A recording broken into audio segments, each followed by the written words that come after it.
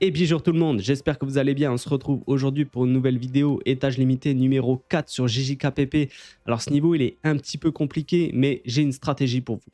J'ai une stratégie pour vous et vous devriez vous en sortir. Allez, on part très rapidement, je vais vous montrer la team. Alors ce qu'il faut savoir c'est que les ennemis font très mal. Ils font très mal, ils font beaucoup de dégâts, ils ont l'ulti rapidement. Et pour ça j'ai une petite strat pour vous éviter de prendre cher et pouvoir les dépop rapidement. J'ai pris volontairement le Gojo rouge ici pour vous montrer comment est la strat sans forcément prendre le Gojo bleu qui met d'énormes dégâts parce que je sais que tout le monde ne l'a pas.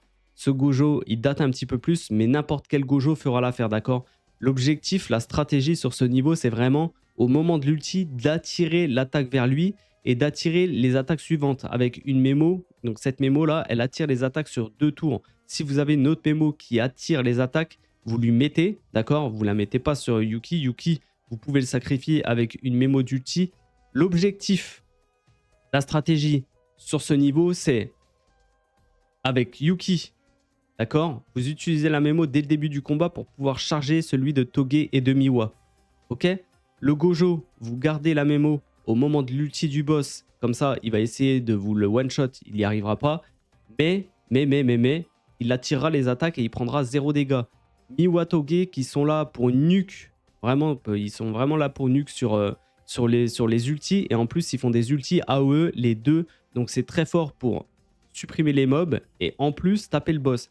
Et vous allez voir que avec ces personnages qui sont perma, eh ben, je pense qu'on va réussir à s'en sortir. Évidemment, une mémo en plus pour charger les ultis plus vite avec le Toge. Et puis voilà, je pense que ça va le faire. Allez, on est parti avec cette team. Let's go. Allez, c'est parti. Donc j'ai dû recommencer la run parce que je me suis fait target mon petit Toge directement sur la run juste d'avant. Vraiment, il m'a atomisé. Hop, let's go. Il vous faut de toute façon un petit peu de RNG. Hein. Et au moins sur 2-3 tours. Sur les 2-3 premiers tours, il faut qu'il tape, on va dire, l'ensemble de la team. S'il s'acharne sur un seul perso, les 3 mobs, vous allez perdre un perso, c'est sûr. Ils font vraiment très très mal. Voilà, hop, let's go. Parfait. Bon, là, c'est pas mal en vrai. Il a tapé Yuki.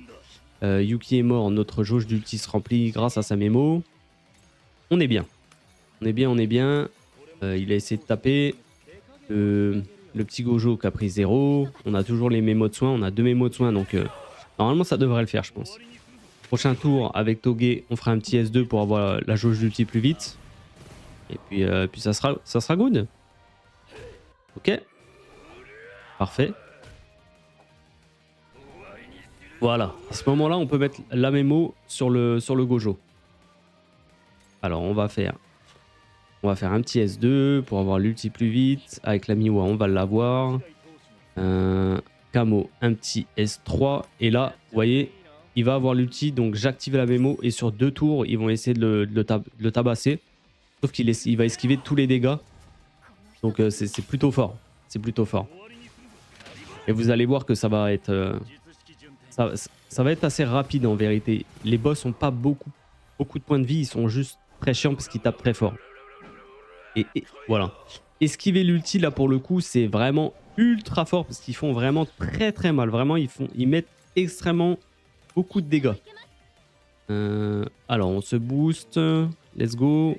Et on continue. Hein. On continue avec Gojo à réduire les dégâts même si on n'en prend pas. C'est pas très grave. C'est que du S2. Let's go. Et en fait on va taper en AOE sur les 2 ultis. On tape en AOE avec le camo donc c'est très bien. Je pense pas que la perturbation soit un problème.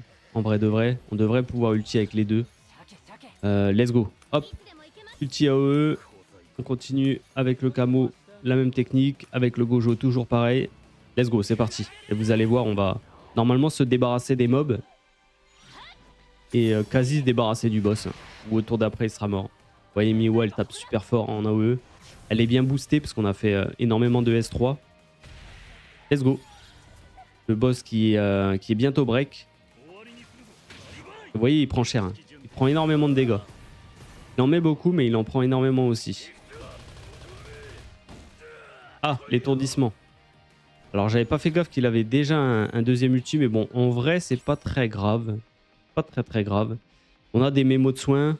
On va le break normalement avec le camo. Et au pire du pire, on a l'ulti avec le Gojo. Donc en vrai, on est bien. Il n'y a pas besoin de se prendre la tête. On peut mettre juste une mémo de soins. Ouais, on peut en mettre juste une. On garde celle-là au cas où. Même si je pense pas qu'on en aura besoin en vrai. On va S3. On va ulti avec le Gojo. Et on fera l'ulti de camo après. Une fois qu'il sera figé. Hop. Let's go. Bon bah c'est cool en vrai. C'est cool, la run se passe bien. Vous voyez, on est passé vraiment pas très loin avec le Toge. En vrai, on aurait pu mourir avec moins de LB. Mais voilà, sur une run, on va dire avec un petit peu plus de RNG en notre faveur, la vérité, ça peut le faire. C'est pas gênant. Allez, let's go. Et voilà, il est mort. Il est déjà mort. Bon, vous voyez, il a très peu de points de vie. Il est mort T7.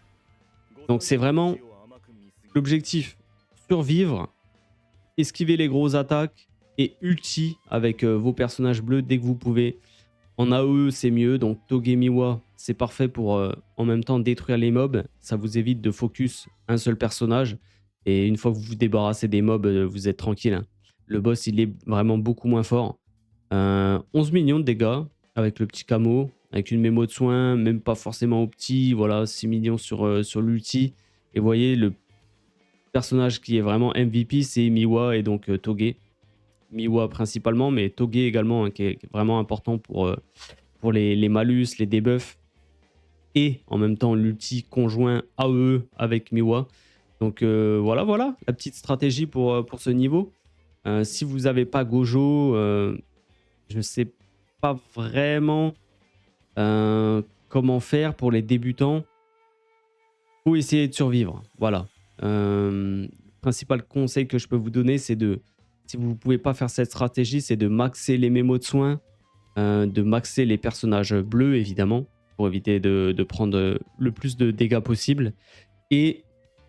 Ou de pouvoir ulti très rapidement.